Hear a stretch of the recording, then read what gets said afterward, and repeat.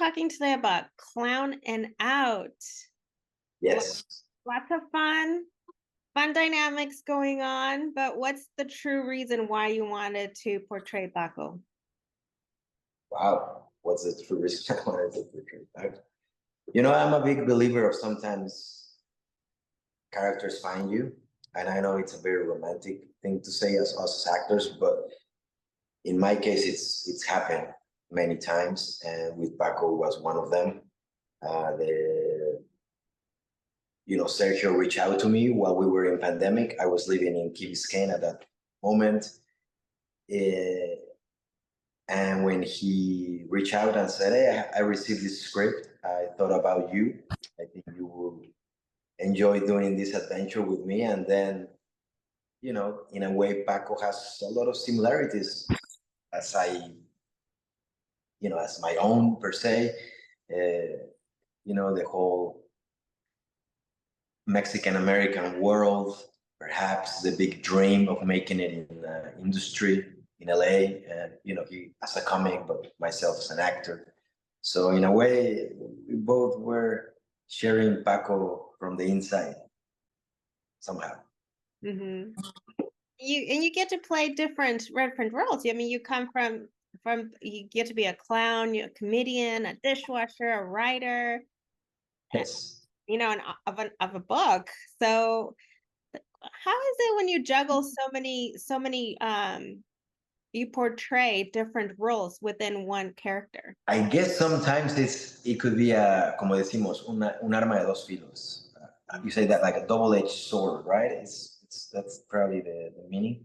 Sí. And I had to trust on my director, but I knew that the main thing that I wanted to, I guess, tackle was the stand-up kind of work, and that was as his main dream or his main objective. And then I've never been a stand-up comedian. I've never actually done much comedy per se. Somehow I'm drawn to dramatic roles or intense characters. So Paco gave me this freedom and gave me this openness of improvisation, playing within my team, as in the other actors opposite me. So all these little flashes of being a dishwasher, which I've done, the cleaning pools, which I've done, being on the stage, dressing up, even Cantinflas as a big reference in the movie. Somehow these things, I actually knew them, and I grew up in a way with them, or I had some odd jobs here and there. So Paco, again, kind of like wasn't as far as from who Alejandro is. And again, it's sometimes cosmically the characters pick you, or you land in these projects by magic. And I'm a big believer in that. And then I keep them close to my chest and then release them to see what the audience feels or thinks of, I guess. I think that's all of us there, all of us that come from another country. You from Puebla, yo Mexico City, so yo no sabía que eras de la Ciudad de México. Qué sí, bueno. en la Ciudad de México. So, Somos vecinos. claro que sí, claro que sí. Okay. So tell me about working with Katherine. Oh, I love her. That's common too. I bring a white guy to my home, you bring a white, la gabacha, la güera. True.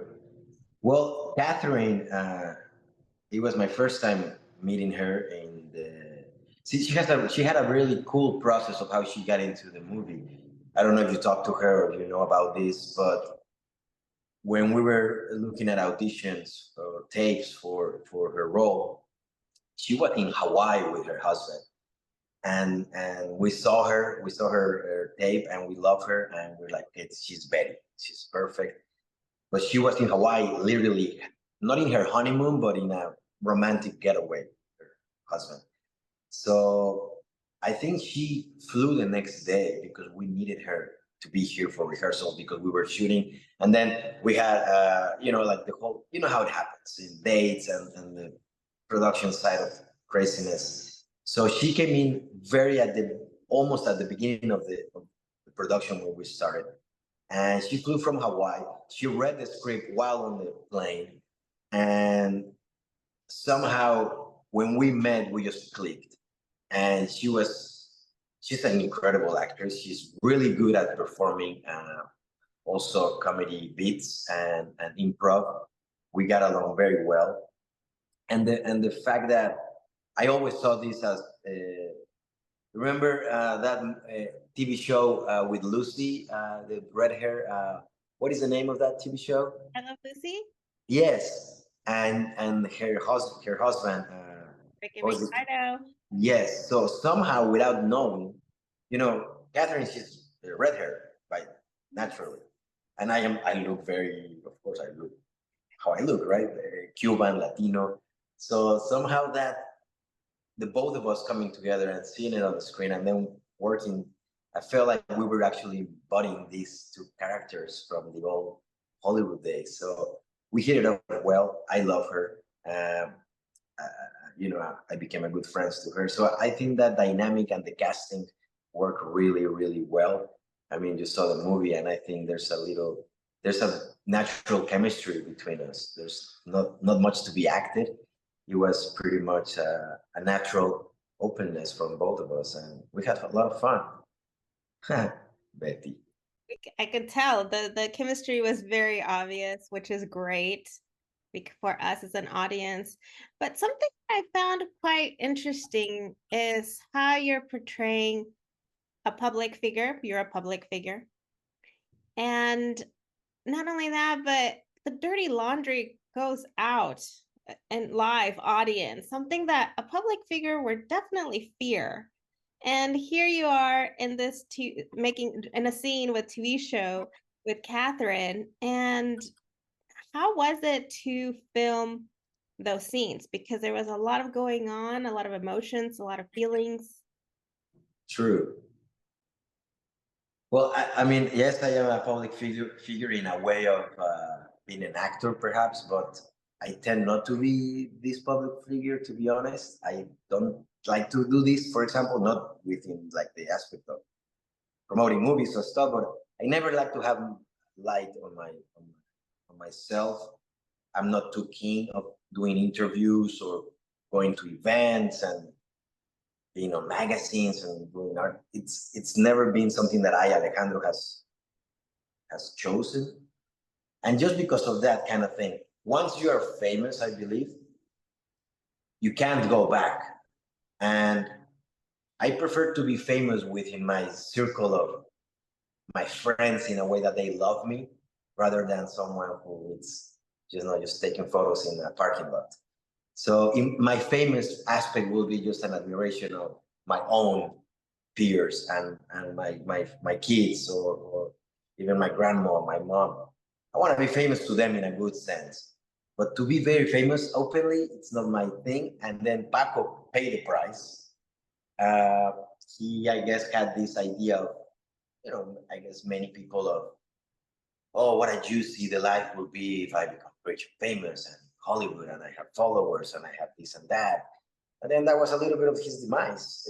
Pretty much, it wasn't as pretty as he thought it would be. And then he heard the love of his life. He heard a beautiful woman. And then talking about what you asked about those scenes in the TV studio where they are now seeing each other after many years and after he wrote his book. Well, there's that line of nobody recognized each other as the way they were before. And that's unfortunate, I think, as humans, that we get to change who we really are when the outside things, which are not the real meaningful things, change you. So I am very careful to that. Paco wasn't, but at the end, he learned. He did learn. He had a great values from lessons from his father. And I do believe that that's his main roots, and his values come from that education. So at the end, as you know, Paco did learn his lesson, but he paid the price of being famous. Wow, you're so humble. Tienes una humildad bellísima. Ay, muchas gracias, qué linda. Con esa Gracias, respuesta. I love it. gracias, gracias. So, one thing that I feel like this film also has is something that many films that are shot in Hollywood are missing. Us as Latinos have this connection at another level with our parents, and your character shows it in this movie with Fermín, who plays your father. Can you tell me about bringing those emotional scenes? True, we do. Well, tú como mexicana, yo igual como mexicano, latinoamericanos, hispanos, la familia es todo, ¿no? Es parte de nuestro, es todo realmente, ¿no? Tu padre, tu madre, si es que tienes, o si tienes abuelos o tías, pero ese es tu core, ¿no? Eso es lo que realmente eres. Y en este caso, I don't know why I'm switching to Spanish, but I hope it's not a problem. English. Okay, I'm very pocho. So in this case, I think Paco had the only thing that Paco had hold was his father, and his father meant everything. He meant not only father figure but a mother figure. That father, I mean, you know, the role for me, as you can remember, he did was both elements as a mom as a dad for Paco. You know, he was also his friend and his confidant, his teammate. They had their business together in a way. So I like really that part of the story. I think touching that, you know, it's very interesting because if you pay a close attention, and I remember talking about to Sergio about this in the beginning, and he said it wasn't me who said about this in the script. He said, this movie, it's about parenthood, meaning you have the example of Katherine and her mother, the broken relationship since she became a single mom and had to move to LA to pursue her dream. So that's one relationship. Then you have the Russian family with, you know, this kid who has never received love from his weird dad, and then he adopted a you know, a woman who at the end of the day became more of his daughter than his real kid. And then you have the other relationship who has Paco and the father, who has, you know, very humble home and kind of like way of living. And suddenly there's where their much love is with them. And I think that's very nice for us to see, and to if you can sense that in the movie of how different dynamics of relationship with families and parents perhaps ends up being who you are in a way. And the healthier, I guess, the healthier choice you have in life, or in a way, sometimes you might not have even parents, but you become a really good parent by not having that too. So I think we kind of play underneath the lines with that subject, which I think was very important. And it's as you said before, it not many big Hollywood movies touch it. But in our little movie, in our case with Plan and Out, I think we did touch a lot of subjects, but with a lot of heart. Oh, definitely had a lot of heart. And speaking of heart, you talk about one of Mexico's heart and of cinema and comedy, Cantinflas. You mentioned him already. So what's your memory, your first memory of Cantinflas growing up? Well, I grew up with my grandmother and great grandmother. Those were my mom and dad. So for me, Cantinflas was present in the living room every time. You know, it was those. I mean, I remember starting with the black and white movies with him. Then, you know, when he got older, the color happened. But Cantinflas was a big, important part of my growing up. When I wanted to be an actor, actually, I saw this movie. I was probably 11 years old, or even younger, perhaps. And I really didn't know what an actor was until I saw the movie Chaplin with Robert Downey Jr. That movie made me understood what an actor was in the whole, I guess, transformation and character work and costume design, makeup, walking, you know, voice. Or in this case, not voice because Chaplin was mute, but when I watched that movie, I said, okay, I can see this. And then growing up, and of course, when I was a kid watching Cantinflas, was kind of like in the same kind of spirit, because I don't know if you've probably seen a lot of Cantinflas movies, but he's playing himself, but he plays himself in different positions as in the society. So, you have el barrendero, el policía, el cartero, el diputado, el sacerdote. So all those things. And I remember when I was a kid, I have photos. I used to play those roles. I would dress up as a priest and play as a priest. I will play as a mechanic or a taxi driver. So pretty much all the Cantinflas movies, I was bringing them in to be, and I was an only child too, so to be within my own world playing those roles. So he gave me a lot of inspiration. I have one of my early interviews that I don't do, but I mentioned that my favorite actor was Mario Moreno Cantinflas. But without me knowing, I didn't know Cantinflas was going to be part of this script at all.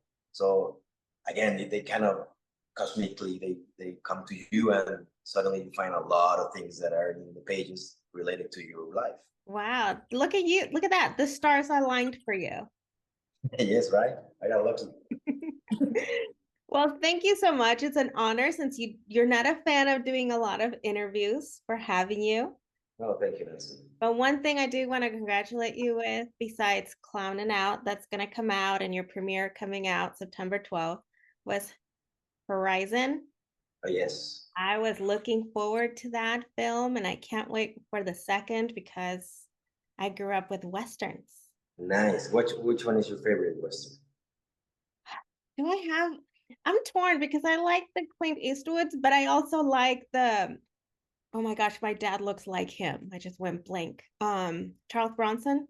Oh, really? That look like Charles Bronson? Yes, he does. If he lets go of the mustache, people always say that about him. Oh, wow. He's from Mexico City?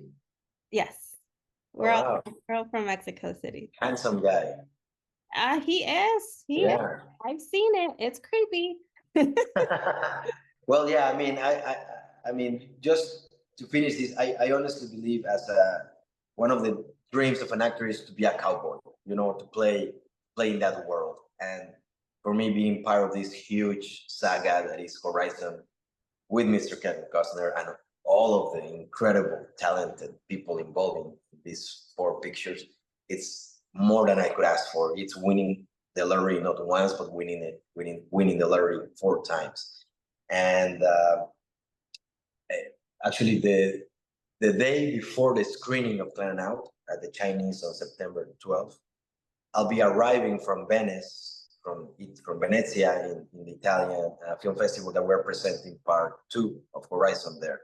So I'm going to be arriving September 11th, right before Plan Out screens here at the Chinese Theatre. So I'm very excited to have, to have these both incredible, important movies for me. One, because I'm the lead, and the other one because it's a massive, huge Western saga with great people in it. So I never judge the sizes of projects. It's not about that. There's no small actors. There's not small roles. They say only small actors. So for me, being in a huge $100 million movie or $100 independent movie, I will give it all the same. It's an honor, and I will always give all my love to it. It's what I love to do, and I'm gonna be very, very happy to show this in a big screen at the Chinese with my LA friends, I guess, and family. And for you, hopefully you can see, I believe, in the fall. So maybe by October, November, you're gonna see Horizon Part 2 in cinemas. I can't. So, yeah. I'm gonna watch it for the first time in Italy, so I haven't seen it too. So we'll see wow. No, I love the first one. To me, I felt like reading a book. That's how the way everything played out. So yeah, I loved the film. I loved it. Thank you, Nancy. Yes, I think you're gonna be excited for what's coming. I've read the scripts, but I haven't seen the whole thing. But next year we're gonna shoot number 3 and 4. So it's gonna be very cool. And I remember telling Mr. Costner when we were in Cannes, you know, at dinner, I said, "Hey, Mr. Costner, you know, thank you very much." He goes, "Oh, of course, Alejandro." I go, "No. I mean, thank you very much for not killing the Mexican." Because the Mexican always dies first. So in these movies, I'm alive, and I'm very thankful that they kept my character there. So yeah, I'm very happy. I love it. What did he say? Did he We were just laughing at it. Yeah, we have a really nice relationship. I respect him and I adore him, and I've learned so much from him. So it's been an honor to be by his side for these past 2 years, and now screening the movies at the biggest stages of the cinema world, which is Cannes and Venezia. It's something else. So as he said, he doesn't make movies for a box office or a weekend. He makes movies for life. So this is Horizon. And hopefully Clan Out also, travels, and whenever people discovers the movie, something, touches them in a way. I think they're both very special projects. Mm-hmm. Yeah. Well, yeah, I love it. I already played it on Max a few times to support. So Gracias. Thank you, Nancy. well, thank you so much. Felicidades, un chico de Muchas Puebla. gracias. Ir a donde andas. Felicidades. Muchísimas gracias, paisana. Gracias a ti. Chao, bonito día. Igualmente.